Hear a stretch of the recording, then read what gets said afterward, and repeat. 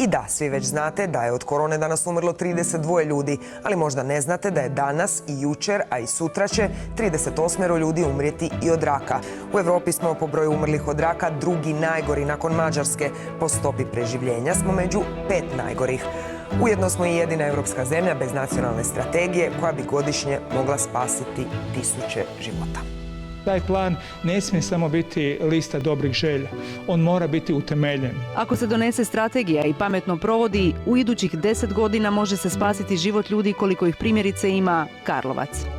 To je jedan dokument koji bi trebao zaista korijenito, neću reći promijeniti, ali korijenito unaprijediti svaki segment i onkološke skrbi i liječenja, ali i primarnu i sekundarnu prevenciju. I zato su onkološki pacijenti uputili apel vladi i saborskim zastupnicima kojima traže da hitno donesu strategiju koja leži u ladici.